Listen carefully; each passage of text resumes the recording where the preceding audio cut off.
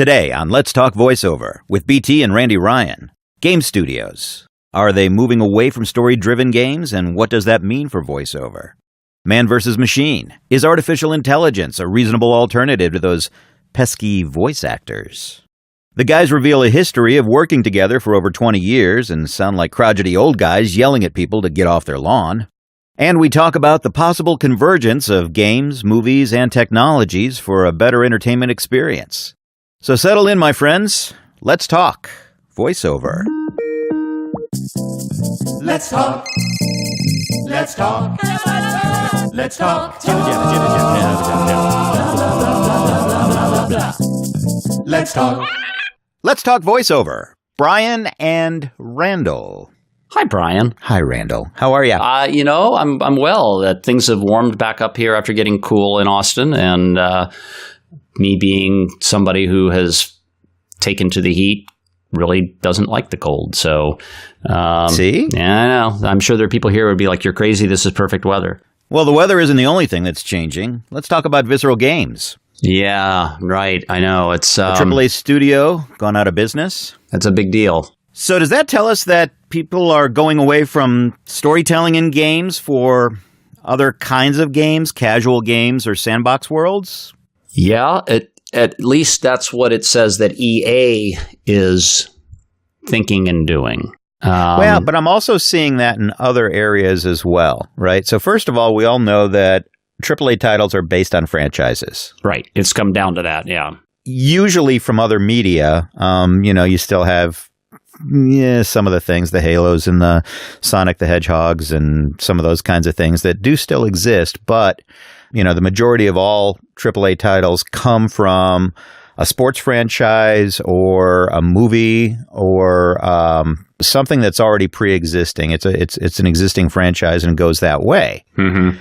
Just like Hollywood is really struggling to come up with new content, and they're really kind of wearing out the reboots. Well, so right? so what is because I may have the same opinion, I may have a different opinion, but yeah. What does it mean to you if, first of all, for yourself, when you are choosing something to play, I actually default to story-driven games, and even if the story is not necessarily deep, although I love the really deep, rich stories, the fact that there is story is actually fairly important to me. And it's not like I won't play a game that, isn't, I mean, they're fun, there are plenty of fun games out there that, there's Sure. like zero story. There's not even a plot, but Sure. I mean, what are your thoughts on that? What do you like to play, and what does this mean to you if you can draw a conclusion yet? So for me personally, when I do sit down and game,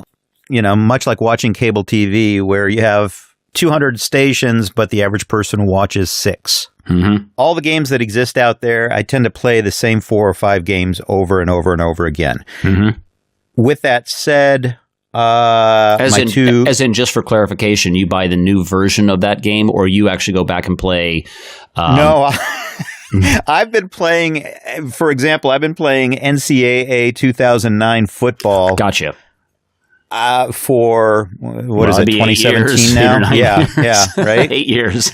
and what I kind of get hooked on with that, with Tiger Woods golf, being able to create franchises and dynasties and things like that. Mm-hmm. When it comes to sports games, that's really what I try to do is, I just, my addictive behavior kicks in and I really end up playing that repetitive, build the dynasty and continue on. Mm-hmm.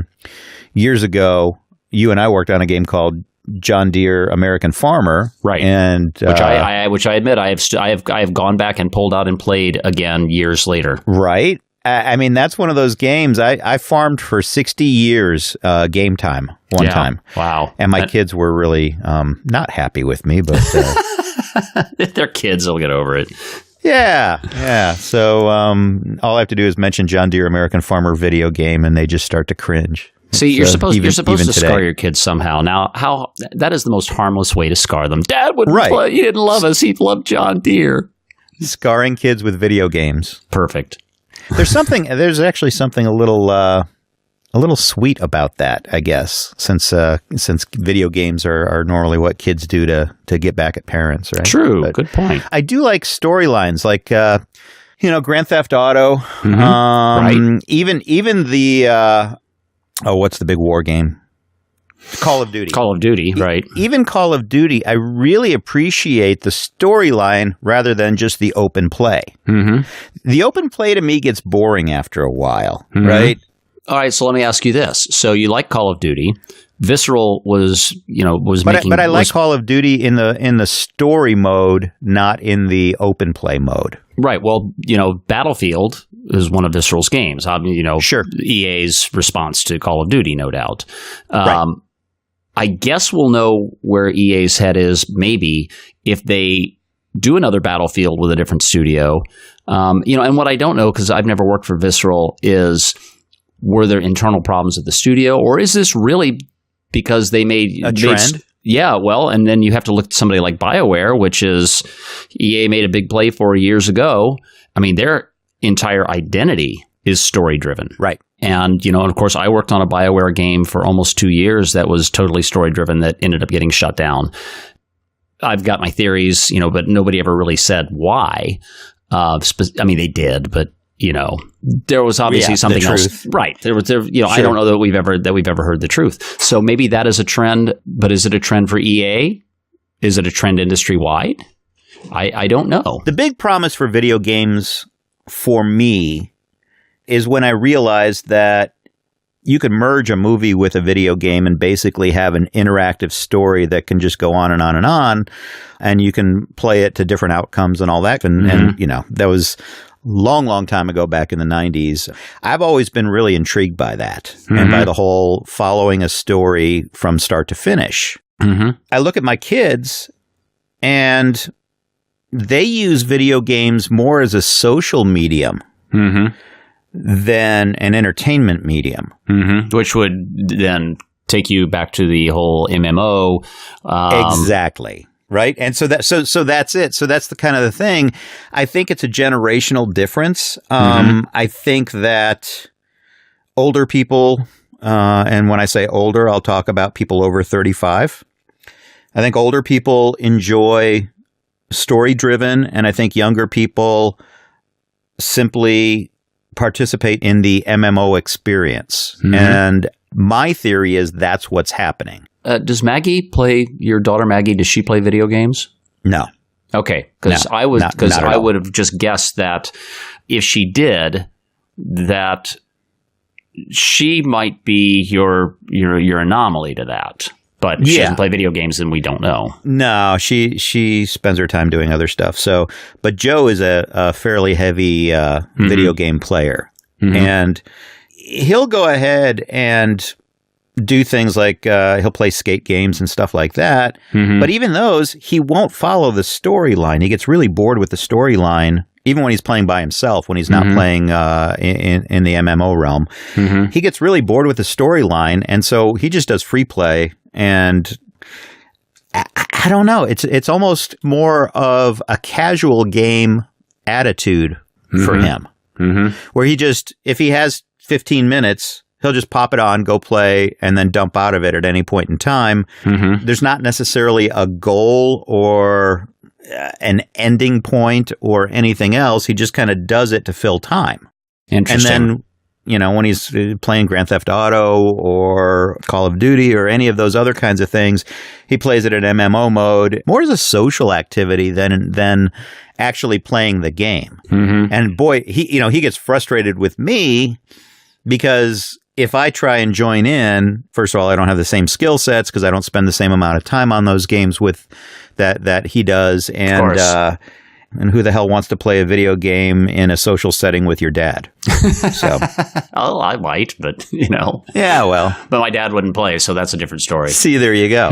I don't know. I think it's probably a little too early to tell for sure, and without understanding the internal management structure and what was really going on inside the studio, is it something that's unique to the studio, or is it signifying a change in the games that are being made? I think it'll be interesting to watch. Yeah, right? I agree. I know we're probably, going to at some point spend an entire session talking about esports, but just to tie that in with this, do you see? I think it follows. I think that follows the same concept, right? Because that was the rise of esports, was MMO. Right. Being able to play online against other people in multiplayer situations. You create the esports teams. Right. And then they battle against each other. And, esports is interesting because obviously one of the biggest esports games is League of Legends, right? Which is, it's not current day, right? And it's not sports oriented. Right. And it really is almost like a glorified extension of a Dungeons and Dragons kind of battle thing. So it's interesting to watch all that and watch how that's progressed and how that's developed. When you consider that and the creation of esports and the trend of MMO, I think that we're definitely seeing at least a curtailing of story-driven or narrative-driven gaming in lieu of more of a social gaming or even social competitive gaming. So as an actor, what are your thoughts on that? Well, as an actor, there isn't a whole lot of need for for a lot of actors in those kinds of things. I mean, you can do the interstitials, you can do some grunts and groans and ows and death screams and stuff like that, but when you're talking about an MMO kind of environment, it's not character driven. Right. There's not that much of a role for it. I think that actually may also contribute to part of that, because not only is there more popularity and more interest and more market demand for those kinds of games, but it's also to some degree a little easier because you don't have as many people involved. You don't have the actors that you have to cast and record and bring in and include in the game, and then deal with the unions, and they want royalties and right. So it's, I think it's shifting, just like technology is shifting a whole lot of things for actors. I laugh at the people that say that, pretty soon you'll be able to have sampled voices and you just won't need people to act anymore. I'm still a little hard pressed on that one. But, I have seen some things, though, that, again, as, I'm on the other side of the glass, but obviously a lot of what I do is directing and casting. I have seen some speech-to-text things. There have been a couple of projects that people used it as placeholder, and then they said, you know what, that's good enough, and they put it in. Now, granted, none of them were story-driven games. Right. But... And see, I could absolutely see studios doing that, using computer-generated voice to be able to replace actors in those kinds of things. I still believe that true creative, there's a human element that, at least to date, computers have not been able to get there. I don't know that they ever necessarily will. IBM Watson cut together a trailer for a horror film, right? A 30-second movie trailer. Big publicity. IBM Watson reviewed horror flick trailers and identified all the patterns and what works and what doesn't and what makes them better and what really creates the engagement. Then analyzed every shot in the movie and came up with and started to automatically piece together this movie trailer. And so I watched the final product, right? Now, I'll tell you, the first 6 or 7 seconds was pretty engaging. The last 23 were a giant who cares. Wow, interesting. I think technically, by the numbers, you had everything that was supposed to be there. Right. It still fell flat. Well, this is why, one of the things that I remember from years ago was people were talking about songwriting. What went into elements of making a hit. Now, granted, computing has changed a lot in this time period, because this was a good 15 or so years ago. And I just remember there was an article in the Wall Street Journal about a guy in, I believe, Pennsylvania, but it doesn't really matter where he was, who was using computer-generated music to write, quote-unquote, custom jingles. So it may even have been longer ago than 15 years because, jingles are, have obviously been stressed for a long time. So maybe it was 20 years ago. But, the article was interesting because he actually was getting people to buy them. They had no samples. I didn't hear anything that was created. But I have seen lots of press over the years written about that. And the problem is, and this is what I would say needs to be very, very careful when it comes to computer-generated VO, is you think you can quantify it, and you think that everything is an algorithm that can get to it. And maybe at a super, super, super deep level, that is true. But if you take the AI out of it, and everything is just an algorithm tree, humans don't work on algorithm trees. We do not. Yeah, people are unpredictable. Absolutely. And that's what makes us genuine and real and, quite honestly, interesting. Right. And the best sessions that I've worked on, honestly, are the ones where the actor or actors come in and the dev may have something in their head, I may have something in my head, and they give us something different, and everybody that is involved is comfortable enough in their own skin, with their own product, with everything else, go, no, let's let this go for a bit. And it doesn't mean that that's what you end up keeping, but it's, well, we're thinking maybe of the obvious thing that's going to happen here. And the actor is thinking, like when you expect that they're going to shout and sob and do all this, and they get really quiet and low, and it's just a totally different direction. And that's the beauty of humanity. And that's the beauty of really good acting, is taking you on a ride that you did not expect to be on. I like to call that having soul. Yeah. Right? It is. And I think that's the part that I don't know that machines will ever be able to go there. For humanity's sake, I kind of hope they can't. Right. Well, right. Right.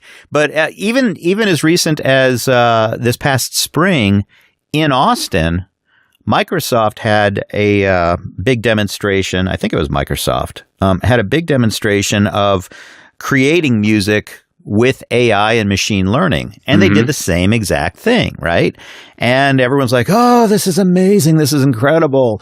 No, it wasn't. No, it wasn't. I don't know a single person who really has a musical ear, who really appreciates music, who listened to that and said, God, that is good. Yeah, right? Right. I think for the average person, just listening for something and going, hey, yeah, well, a computer created that and it didn't cost anything. Right. First of all, that's a misnomer. Of course, it costs something. It costs a lot. Right. It costs millions and millions and millions of dollars of research and development and computing time and computing power, developing the machine learning and the AI and all that kind of stuff. But the bottom line is the result. The result was flat. It had no soul. Right. And so, okay, yes, you created musical tones that followed a path and, stayed on a beat.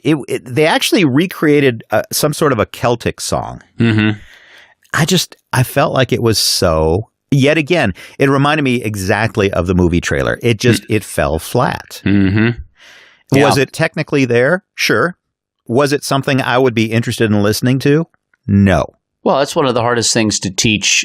I'm going to go back to musicians, but it doesn't matter what the skill is. People with chops. So there is a project that I'm not working on. I'm trying to help somebody out with it. And it's a composer. He's not the person I'm talking to. I'm actually talking to the producer who's come to me for advice and help. The issue is that this is an animated children's series. And the composer got pulled in for a variety of reasons, which don't matter. And the guy is really good. I mean, he is technically, he's very gifted. But what he has a difficult time with is understanding, I think, at least in this case, I'm guessing this is not an isolated case, that throwing everything you know into something, that shows that you are technically gifted. It does not show that you understand what the thing is. And I think that's kind of where you're saying with the same thing. So he's doing this big epic, almost like huge orchestral video game track for something that's about a couple of animals that time travel and learn about friendship. It's sweet. It is not sweeping. Yeah. And you can dissect John Williams all you want and figure out what he did for Jurassic Park. That doesn't mean that you can create that kind of a composition that stirs emotion just because you follow the pieces and parts. Right, absolutely. And in the same respect, look at things like Sesame Street. Everybody knows that theme, right? But just that little ding, ding, ding, ding, ding, ding, ding, ding, that's all it needs. and it's not just because we're used to it. The first time you heard that, it's stuck in your head, Right. It was the simplicity and genuineness of it that really brought you to the place where they were trying to get you to go. Absolutely. And that's what a lot of the same people that think that machines can technically figure this stuff out. And again, yes, if you essentially what it is if you can actually create unpredictable artificial intelligence, which we may do at some point, then yes, I think that machines will be able to replicate a lot of human activity. But the concept of that is flawed in itself, because you're saying we're going to create repeatable, unpredictable machine behavior. Right. Well, by definition, a machine does what you ask it to do. That is true. So you're asking it to be unpredictable. It will be unpredictable in a predictable way. Well, it has to. It basically has to achieve sentience. I mean, that's really right. That's really the thing. And is that really what we want? I mean, maybe it is. There's a reason that sci-fi has written about that same thing for 75 years, if not longer. Right. The rise of the machine. Sure. Right. And rarely does starting with Isaac Asimov in RUR and going on from there. Yep. Absolutely. I don't know that there's a science fiction writer yet that has had a good ending for humanity. Now, that doesn't mean they're right, but kind of interesting that they all seem to come to the same conclusion. Sentient machine, bad. Well, and so that does kind of bring us back to our original topic. Has the MMO replaced the story-driven game? I refuse to believe that story goes away. I don't think it'll ever go away, but I certainly believe that the role of story has diminished, or at least become more specialized and more niched. It's almost a niched product now, as opposed to, let's go back 10 years ago, 15 years ago, when you and I started doing stuff. You and I have been working together for 20 years on games now. Right. And we started working together, obviously, before then. That stuff that we did with our good buddy Dave Dugan for whatever the wireless was. Cellular wireless. That was it. The very first project that I ever worked on with you was that. Anyway. Randy? Yeah. Randy? Yeah, Dave. Yeah. What's Randy, could you get Brian to please stop imitating me, because it's annoying? It's impossible. Yeah, Dave. It's actually it's actually impossible not to imitate Dave, because it is. Well, he's Dave. I love Dave Dugan. Oh my God, do I love Dave Dugan? Yep, absolutely. Anyway, tangents. Okay, well, let me throw this out. So, just to get your opinion on this, TV, other than sitcoms, had largely gone for a period of time. They were moving away from story. They were moving to things that were episodic, but they didn't build on each other, which arguably could be kind of the same thing as the MMO. Sure. Maybe not as social, although it could be. Obviously, over the last 8 years, maybe it would be a good, once HBO started showing that, and so maybe it's been longer than that, that if you were unfettered by the networks and to some degree the FCC, and I'm not just talking because you can do nudity or vulgarity, but it just opens up the topics that you are able to touch.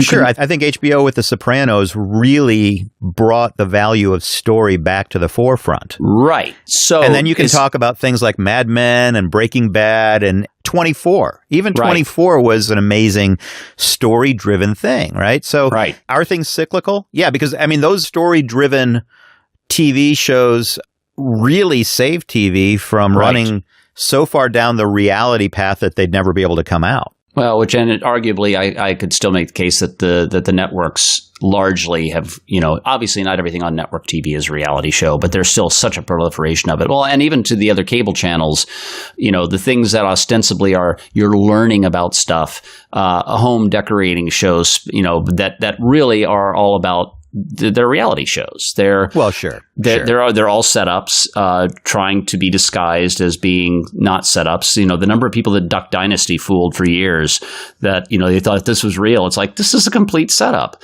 TV still has its issues. So I guess my question is, do you think games potentially do the same cycle where story will come back as a stronger medium?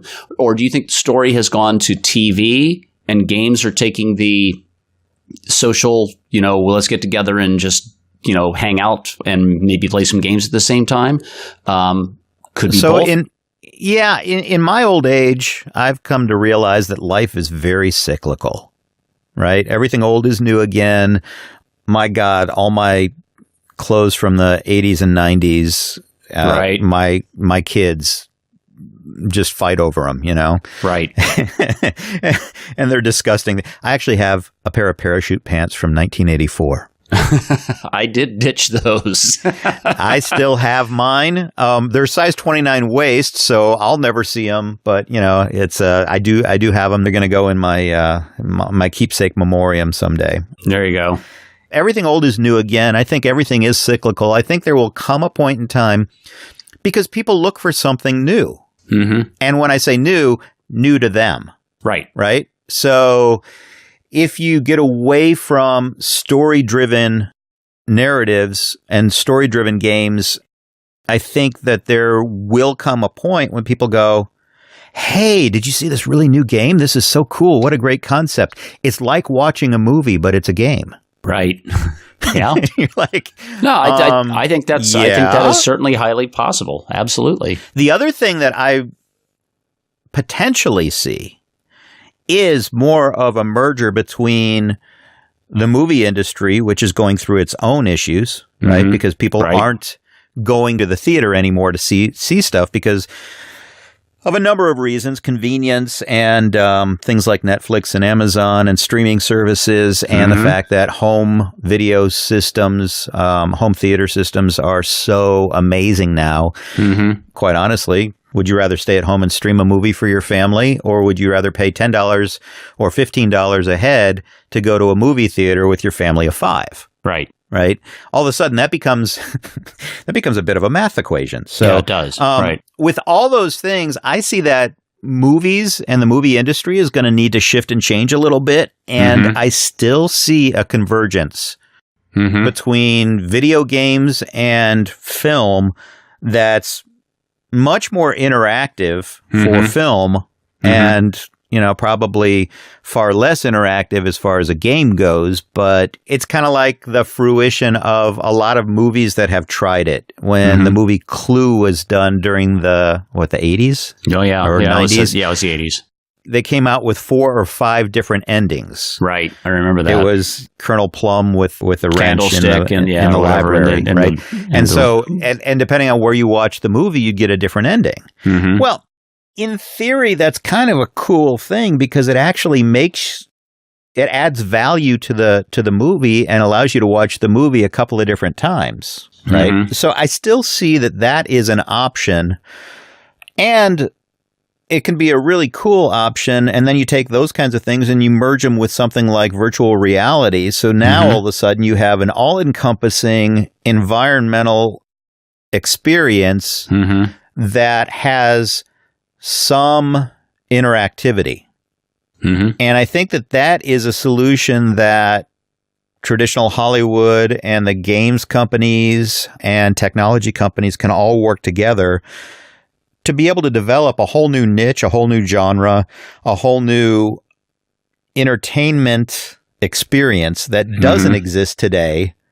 Those would need to be much more narrative driven, right? Or story driven. And so I see all that as kind of a possible future situation that comes out of the fact that we're right now in a cycle that is probably giving less value to narratives and more value to social interaction in gaming.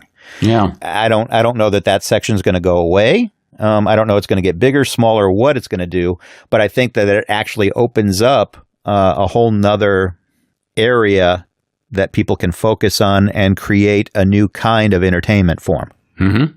Yeah, I think that's good stuff. We're talking about what we see coming. I think that's one of the reasons that we've always worked well together, and we've always, you and I have both been very lucky to spot trends. Look, like I said, when we met, what were we doing? We were doing hardcore advertising radio, right? Yeah. And it's not that we still don't do some of that, because we do. Right.